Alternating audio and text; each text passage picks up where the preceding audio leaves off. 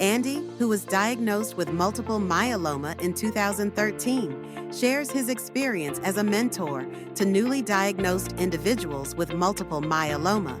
So I have been a mentor for other patients for most of my time. I educated myself very quickly.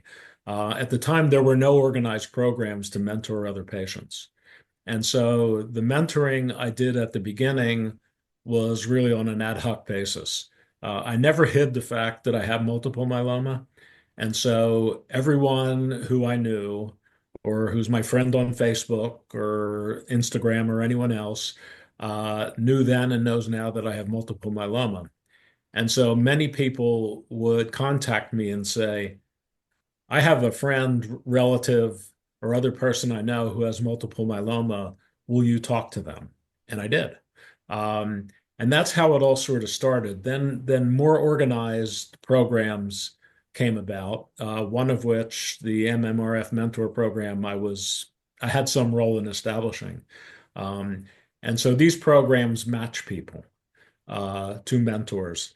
And that has been a real boon because there's a lot of people out there who are looking for someone to talk to.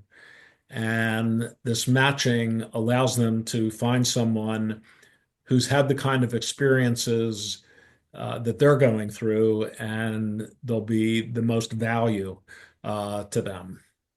One of the things I struggled with when I was first diagnosed was I felt alone. And I didn't feel like there was anyone else who was in my situation who I could talk to, who could share their experiences with me. That motivated me to get involved in programs where experienced multiple myeloma patients can counsel and mentor other multiple myeloma patients. This is incredibly important because we all need someone who we can talk to who's been through what we're going through and who can add their experience to ours. My experience has been with other patients when they hear from someone who's sort of been there, done that. It can be very comforting, especially when they're hearing from someone who's had the disease for double-digit years now, who's still very active, who's still living their life, and it can help relieve anxiety that especially newly diagnosed patients have because when they're first diagnosed, they have no idea what to expect or how long they'll be able to live with this disease.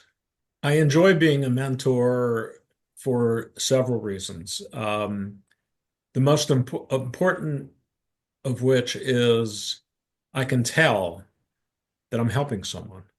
Um, it's obvious when I talk to someone, especially for the first time, the difference between how they are feeling, and I can feel it myself, between when I first start talking to them and then when we're done. And there's some folks who I've talked to many, many times.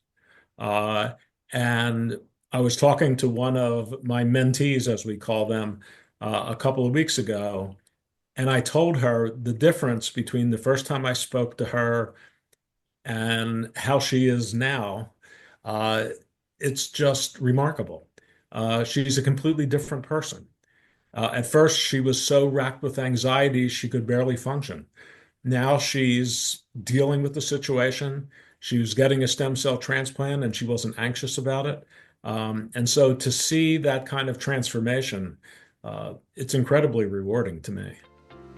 In the next episode of Dialogues in Multiple Myeloma, Andy shares actionable tips that he provides his mentees for taking control of their healthcare journey.